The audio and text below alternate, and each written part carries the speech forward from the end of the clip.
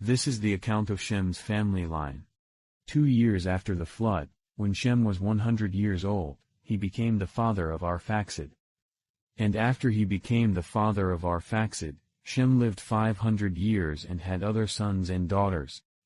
When Arphaxad had lived 35 years, he became the father of Shelah.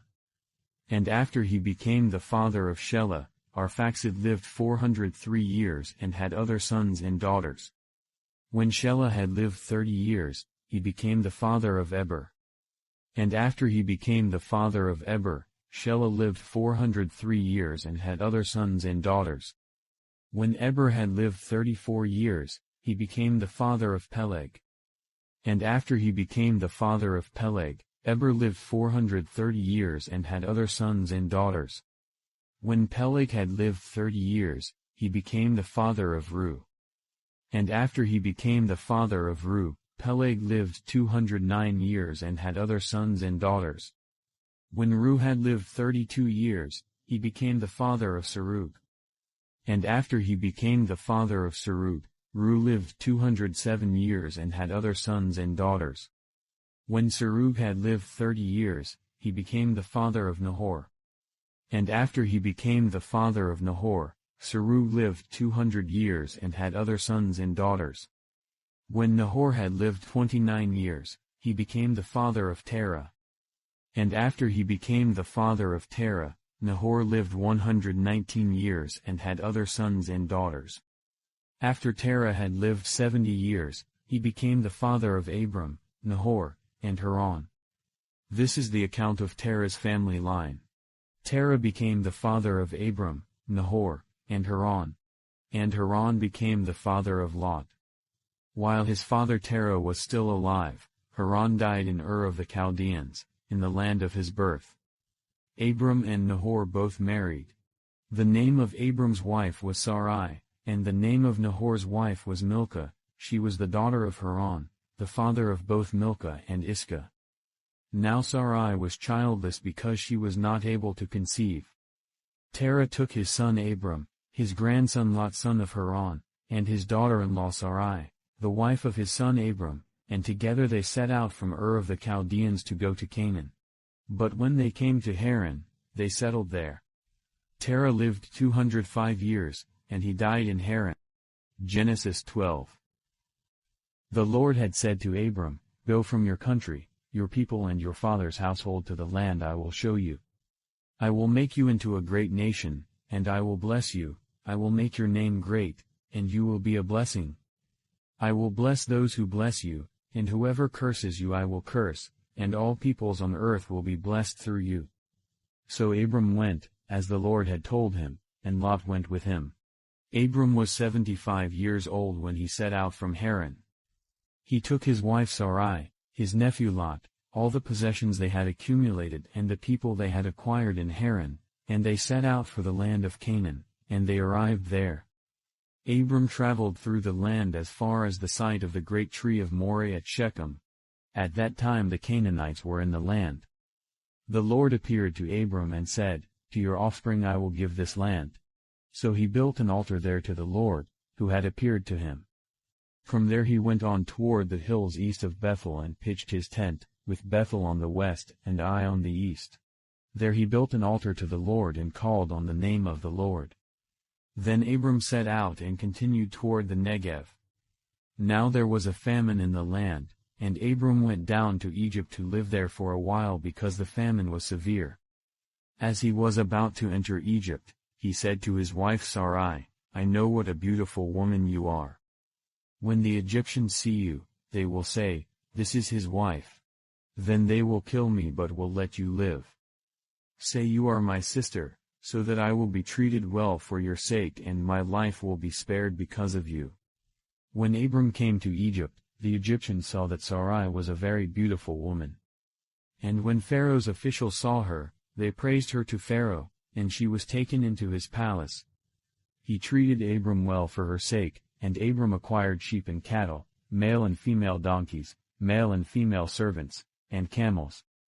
But the Lord inflicted serious diseases on Pharaoh and his household because of Abram's wife Sarai. So Pharaoh summoned Abram. "What have you done to me? He said, "Why didn't you tell me she was your wife? Why did you say, 'She is my sister,' so that I took her to be my wife? Now then, here is your wife. Take her and go." Then Pharaoh gave orders about Abram to his men, and they sent him on his way, with his wife and everything he had. Genesis 13. So Abram went up from Egypt to the Negev, with his wife and everything he had, and Lot went with him. Abram had become very wealthy in livestock and in silver and gold. From the Negev he went from place to place until he came to Bethel, to the place between Bethel and Ai where his tent had been earlier, and where he had first built an altar. There Abram called on the name of the Lord. Now Lot, who was moving about with Abram, also had flocks and herds and tents. But the land could not support them while they stayed together, for their possessions were so great that they were not able to stay together. And quarreling arose between Abram's herders and Lot's. The Canaanites and Perizzites were also living in the land at that time. So Abram said to Lot, "Let's not have any quarreling between you and me, or between your herders and mine, for we are close relatives. Is not the whole land before you? Let's part company. If you go to the left, I'll go to the right, if you go to the right, I'll go to the left." Lot looked around and saw that the whole plain of the Jordan toward Zoar was well watered, like the garden of the Lord, like the land of Egypt. This was before the Lord destroyed Sodom and Gomorrah. So Lot chose for himself the whole plain of the Jordan and set out toward the east. The two men parted company. Abram lived in the land of Canaan, while Lot lived among the cities of the plain and pitched his tents near Sodom. Now the people of Sodom were wicked and were sinning greatly against the Lord. The Lord said to Abram after Lot had parted from him, "Look around from where you are, to the north and south, to the east and west. All the land that you see I will give to you and your offspring forever. I will make your offspring like the dust of the earth, so that if anyone could count the dust, then your offspring could be counted. Go, walk through the length and breadth of the land, for I am giving it to you." So Abram went to live near the great trees of Mamre at Hebron, where he pitched his tents. There he built an altar to the Lord. Psalm 5. Listen to my words, Lord, consider my lament. Hear my cry for help, my King and my God, for to you I pray. In the morning, Lord, you hear my voice, in the morning I lay my requests before you and wait expectantly. For you are not a God who is pleased with wickedness, with you, evil people are not welcome. The arrogant cannot stand in your presence. You hate all who do wrong. You destroy those who tell lies. The bloodthirsty and deceitful you, Lord, detest. But I, by your great love, can come into your house, in reverence I bow down toward your holy temple. Lead me, Lord, in your righteousness because of my enemies, make your way straight before me.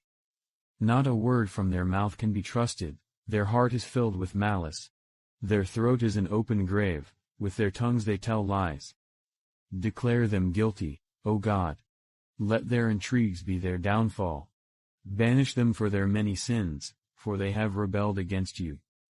But let all who take refuge in you be glad, let them ever sing for joy. Spread your protection over them, that those who love your name may rejoice in you. Surely, Lord, you bless the righteous, you surround them with your favor as with a shield. You have heard that it was said to the people long ago, "You shall not murder, and anyone who murders will be subject to judgment." But I tell you that anyone who is angry with a brother or sister will be subject to judgment. Again, anyone who says to a brother or sister, "Raka," is answerable to the court. And anyone who says, "You fool," will be in danger of the fire of hell. Therefore, if you are offering your gift at the altar and there remember that your brother or sister has something against you, leave your gift there in front of the altar.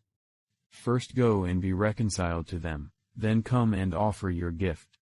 Settle matters quickly with your adversary who is taking you to court. Do it while you are still together on the way, or your adversary may hand you over to the judge, and the judge may hand you over to the officer, and you may be thrown into prison. Truly I tell you, you will not get out until you have paid the last penny. You have heard that it was said, you shall not commit adultery.